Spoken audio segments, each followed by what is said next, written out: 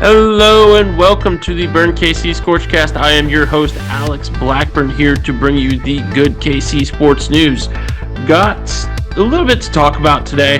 Gonna go in on a little bit of college football news. Really only got like one piece to go over, and that's the Lance Leipold news. And then after that, we've got some Chiefs stuff to go over and some college basketball stuff. And other than that, that's really our show, so it should be pretty short. You may notice a little bit of a difference, though, with the background of this here show. I got a green screen, and I got it to work. So hopefully this comes out all right. It was kind of giving me some trouble with like some fuzzies and stuff and just general like grossness that comes with the green screen and setting it up and everything like that. I'm kind of a beginner at this, so bear with me here. Hopefully it doesn't cut in and out of my face or like cut the background or anything like that, but if it does so, let me know. And as always, enjoy the show. Okay, so first things first, we have got some news in regard to Lance Leipold and the Kansas Jayhawks. If you don't already know, Lance Leipold was in the news for a certain opening for a head coaching position. The head coaching position of the Washington Huskies was opened up after Kalen DeBoer left for Alabama. He went to replace Nick Saban, who is retiring. Kind of the end of an era there. However, with his leaving meant that there was an opening with the Washington Huskies. And if you know anything about the Washington Huskies, you know that they are a very similar team to the Kansas Jayhawks. Super explosive offense, kind of an defense, but their offense is their bread and butter. It's full of aired out plays along with great running game and everything of that sort. So Lance Leipold was a top candidate for them. That being said, yesterday brought on some pretty crazy stuff in regard to talking about Lance Leipold to Washington and everything of that sort. Many people were very doubtful that Lance Leipold would be returning to Kansas, that he would take this Washington job, and that he would leave for quote unquote greener pastures. But people like me, people like Foggy Thoughts, people like Mike Vernon, and others, Bryson Stricker, people that were kind of on the inside of this this little thing, very much an insider only type of deal. So it's understandable that a bunch of people were freaking out. But basically what happened was we knew that a Lance Leipold extension was coming, and we're confident in that. So when this news came out of just like, well, Lance Leipold's a top candidate, he interviewed, he is one of the top 3 candidates, interviewed, blah, blah, blah.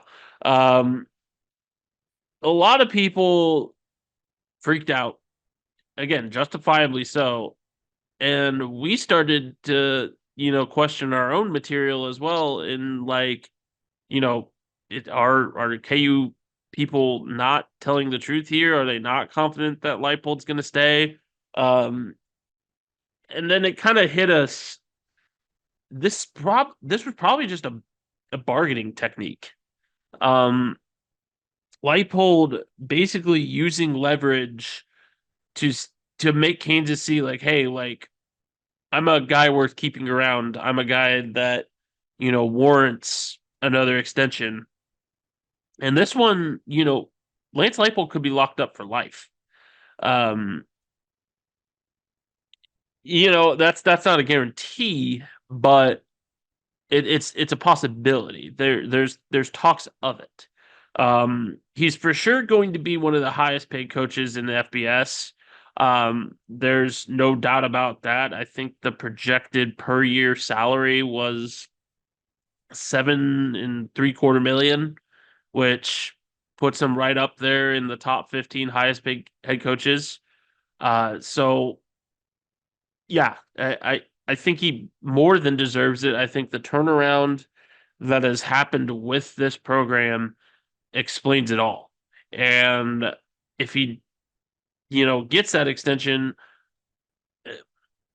I hate to say that I told you so, but I told you this information a week ago. In that, yeah, Lance Leipold has reiterated that he is a Jayhawk, that he is not going anywhere. And he made that stance firm yesterday. So the extension has not come yet. It's coming though in the next couple of days. It's imminent at this point, and we're gonna see just how much money KU is willing to invest in their football program with this move, and it's gonna show a lot of people that hey, Kansas football is here to stay. So I'm excited personally as an alum and as a former KU athletics worker. Um, I'm interested to see what that deal is going to look like and what kind of incentives are involved and everything of that sort. But again, Lance has more than deserved this with the turnaround that he's given Kansas football, and it's going to be interesting. So be on the lookout for that. Um, let's. There's really not much other college football news that I want to talk about. Devin Neal said he was officially coming back, which is pretty good.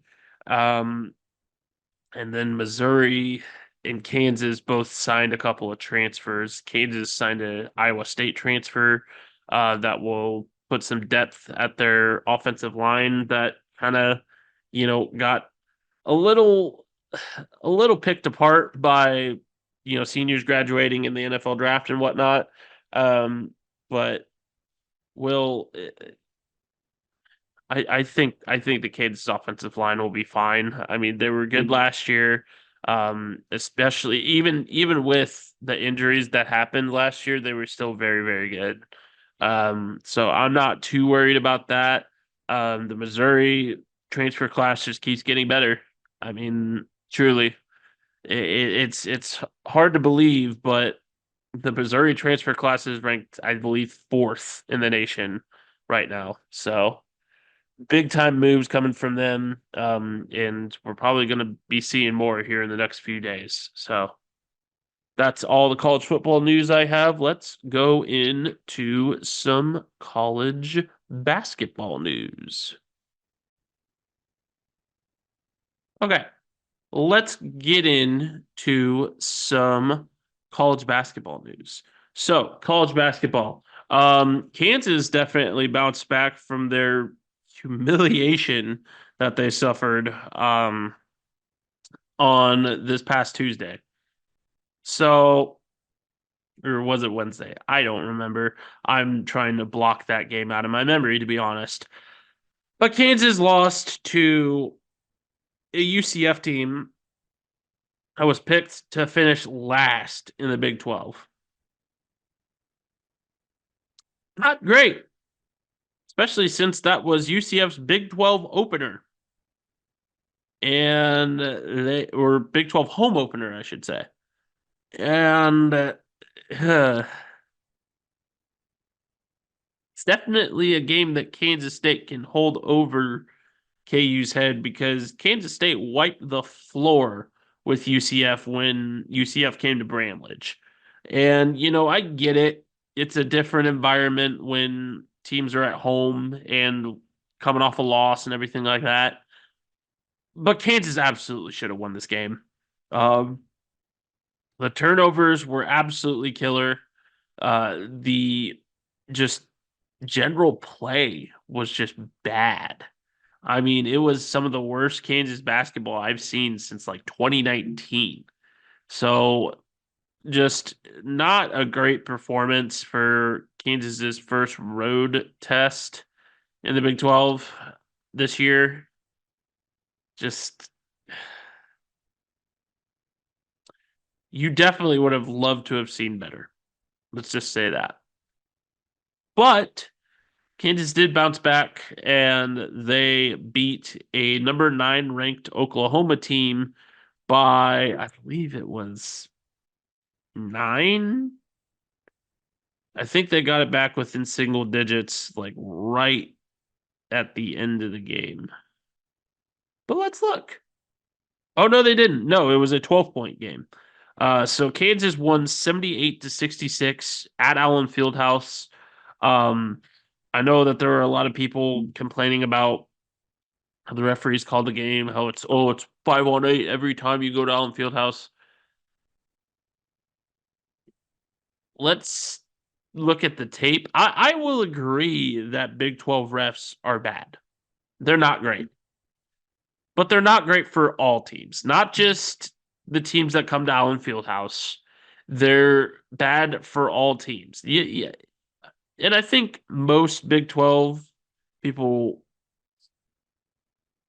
most Big 12 people realize that, but they love to blame it on Allen Fieldhouse because of the intimidating atmosphere, I guess.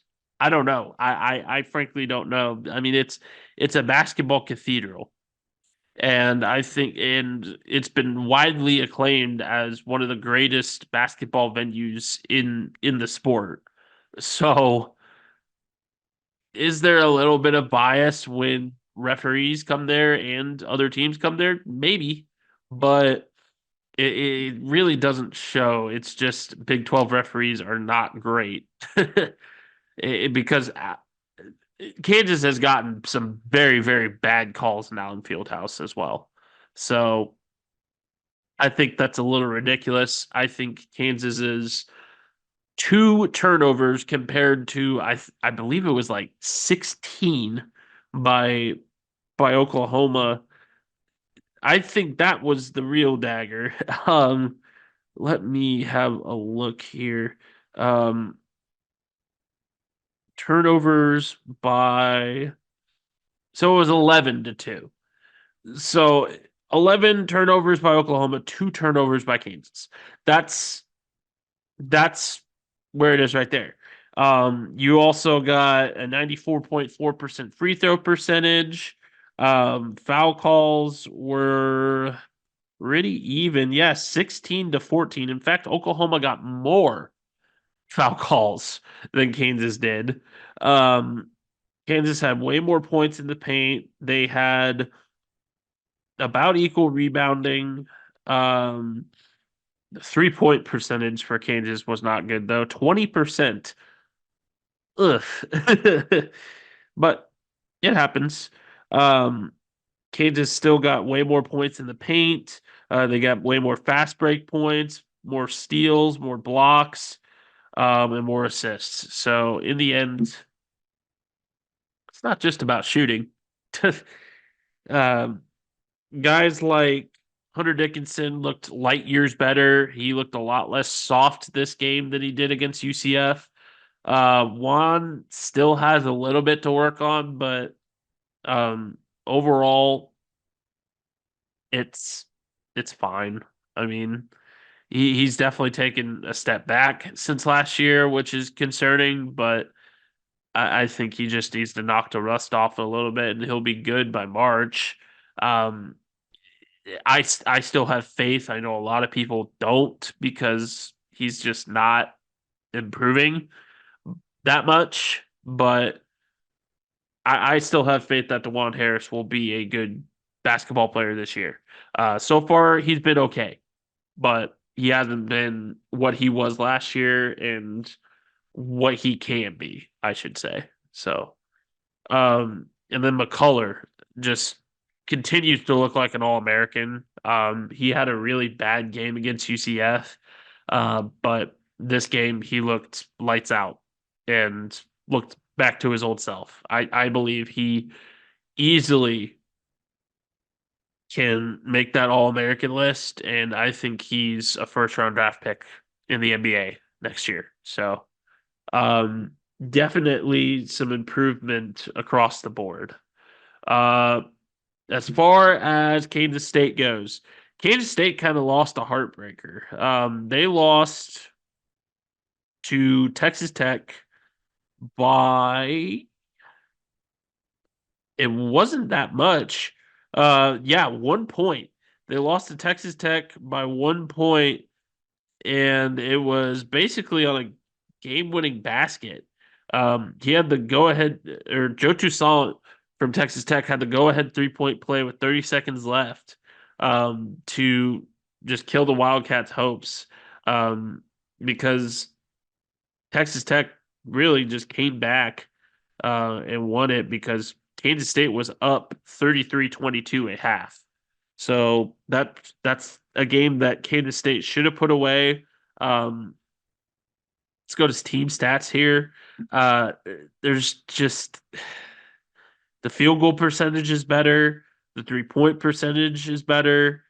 Free, got to make your free throws, unfortunately, and that's I think what killed Kansas State because you know it's just the disparity of fouls too. Kansas State had 19 fouls to Texas Tech's 10.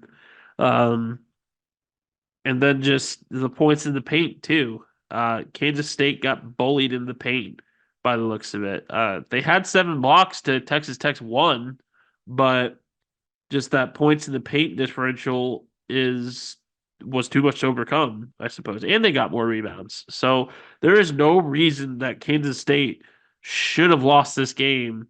Um, by the looks of it, it was ball handling because it was 18-9 turnover differential. Um, so just there's this Kansas State team obviously doesn't have Keontae Johnson and Marquise Noel anymore. Um, but you still think they would be a lot better with a former North Texas guy that led his team to the NIT championship. Arthur Kaluma is on that team, and just overall, this squad. I don't know if it's because they feel the pain of Naquan Tomlin being gone, or just I don't know because this is a Kansas State team that should be a lot better than what they're performing. So uh, I guess just overall, we got to see some improvement from Kansas State. Otherwise, they're just going to end up in the middle of the pack of the Big 12 and not make the tournament this year. I picked them, I believe, to finish third or fourth in the Big 12 this year. So just kind of a major step back for Jerome Tang's program. And obviously, all that controversy with Naquan Tomlin and the whole President Linton thing and everything of that sort um, may have done something to this team, but who knows?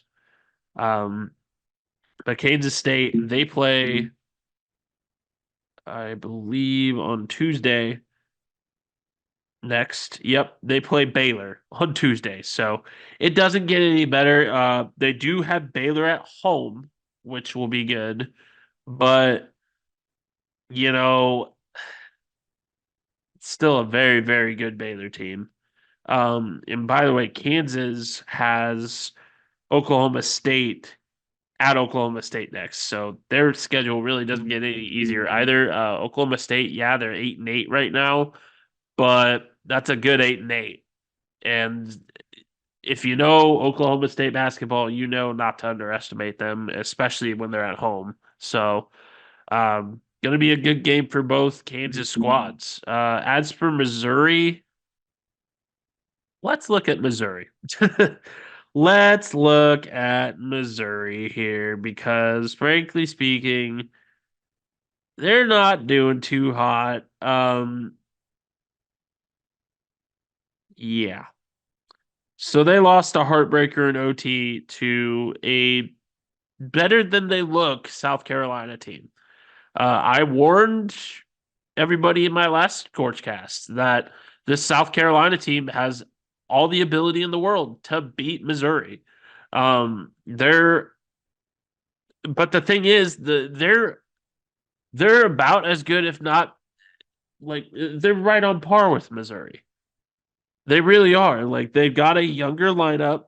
They've got a bunch of transfers that, you know, were decent transfers, not necessarily like marquee ones, but decent transfers. And they've got an up and coming coach like Missouri does. So just the way that Missouri lost this game was pretty embarrassing, especially since it was at home. Um, Really, what killed Missouri was their free throw percentage. I mean, it's 66.7 compared to South Carolina's 88.9. They got out rebounded by 11 rebounds. So that's another killer statistic. And just overall, uh, not a great shooting performance either. 22.7 from three. Um, and yeah, other than that, they're about equal down the stretch. So the the score makes sense. It does. I mean, it's a game of inches, and it came down to free throws, and South Carolina made more of them. So, unfortunately, just a pretty crushing loss for Missouri. They go to Alabama on Tuesday, and Alabama, they're not the Alabama of last year, but they're still a great program. And I am fully expecting that one to not go Missouri's way unless they figure something out quick. And I mean real quick. So just kind of a tough schedule ahead for the Tigers. They got Florida at home next after the Alabama game. Then they go play Texas A&M. Just yeah. Overall, not the best. But at any rate, just another college basketball season. So we'll see if the three teams can get it figured out. So on to the Chiefs, and then we can really just wrap it up. There's no burning question this week. That's kind of on my ball. I kind of dropped the ball there. So my apologies. I was kind of focused on getting some articles written about Lance Leipold's situation and everything of that sort. So overall, just yeah. Overall, you know, kind of a shorter ScorchCast. So thanks for watching. All right, time to talk some Chiefs football. The Chiefs began their playoff journey this past weekend when they welcomed the Miami Dolphins to Arrowhead Stadium. Um, I was invited to go to this game, and you know, the Chiefs did win, and it looked like fun. It looked like a unique experience for sure. Um, but your boy doesn't do very well in the cold. There's a reason why I'm called the burn and not the freeze. Ha ha. I'm sorry about that one. But yeah, it was -7 degrees with a -27 degree wind chill. Good. I don't want to go watch a football game in Antarctica. Thanks though. Um, but yeah, overall, it looked like a fun game. I mean, it looked like a fun game to go to.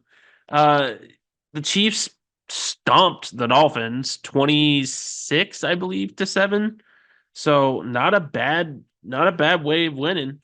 And definitely a lot better than I expected. The Dolphins did have those injuries on their defense, so it was kind of a watered down performance compared to, how they played in Frankfurt. Um, but I mean, the Chiefs defense just stopped that Dolphins offense dead in their tracks. I mean, I know that they were kind of sliding. They got kind of pushed around by the Ravens. But it was a great performance. I mean, Rashi Rice went off for over 150 yards receiving and a touchdown. Um, I think Isaiah Pacheco went over 100 yards and just had a really good game. Harrison Bucker had a really good game. And I don't think he missed a field goal, which is saying something in that, cold, icy weather. It's extremely hard to kick balls in that type of weather. It's extremely hard to really do anything in that type of weather. So kudos to the Chiefs for a big win. Patrick Mahomes shattered his helmet, which is not something you see every day. So that was pretty cool. And overall, just a good wild card win. Now, the divisional. The divisional gets who the Chiefs play in the divisional gets decided here in about 3 hours or so, 3 or 4 hours. Um, I say that because it's decided by whoever wins the Pittsburgh Buffalo game. If Pittsburgh wins, then the Chiefs get the Texans at home, which would be cool. But I mean, let's be honest here. The Steelers are without their best player on defense. They have a inept, an inept offense, and the Bills have a great defense with an offense that can get the job done. I like the Bills odds here. And if the Bills win, the Chiefs have to go to Orchard Park. The Chiefs have to go to Buffalo to play the Bills. And that's not something that I like very much. I think if the Chiefs can catch the Bills on an off night, one sec. Pardon me. I think if the Chiefs can catch the Bills on an off night, I think they have a chance at winning it. Um, Goodness gracious, my apologies. My allergies are killing me today, and I sincerely apologize. But the Chiefs can beat the Bills at home. They've done it before. Granted, that was during the COVID year and nobody was there. Goodness. All right. I think I'm done. Sorry. But I think the Chiefs can beat the Bills at Orchard Park. They've done it before. They did it during the COVID year, yes, but they've done it before. Now I'm done. I hope. My sincere apologies. I know that's not that professional, but my allergies are just destroying me today. Okay, sorry about that. Um, Boy, howdy, that was a terrible sneezing fit that I just had. But we're back, and back to the conversation that we were having before said sneezing fit. The Chiefs have the ability to beat the Bills in Orchard Park. They do, but it's going to be extremely tough. I'll just say that right now. Um, Obviously, the Bills have a great defense. The Chiefs have played the Bills before. Um, and just overall, the reason the Chiefs lost against the Bills during the regular season was apologies, still got some gunk up there. But the Chiefs lost against the Bills last time because they just couldn't put them away. I mean, the Chiefs had it situated to where they had the Bills beat, and then they just kind of threw it. because they stopped scoring on offense and the defense just couldn't handle being put on the back foot all the time and being put at a disadvantage by the offense. So it's going to come down to what the offense wants to do to if the offense wants to show what they did in the first half of the Dolphins game or they want to show how they performed against say the Raiders this past regular season. I mean, it's put up or shut up time now for this offense. And we've been saying that for a long time in regard to this offense's play and especially the play of the wide receivers. You know, it's go time. It's you win, you continue playing, or you lose and you go home. And there's a lot of Chiefs fans out there that say, I would rather lose and go home if this is how this offense is going to play. I think the Chiefs showed that they want to be in the playoffs with this past game. I think they showed that in multiple different ways. I want to see it, though, against a team that is at basically full strength, that has a fantastic defense. They, I just, I have my doubts that this team can pull this off. But this past performance against the Dolphins was a little bit reassuring that, hey, like we've kind of figured it out. Obviously, you would have liked to have seen touchdowns on some of the plays that, Butker had to kick field goals, but overall, they had a good performance against a good team. A team that was sliding, yes, but a good team. Bills aren't a team that's sliding right now, though. Bills are a team that are hitting their stride at the exact right time and could be very, very dangerous. So it's important that, the Chiefs are ready for it. As far as if they played Pittsburgh, I'm a lot less worried about Pittsburgh, to be honest.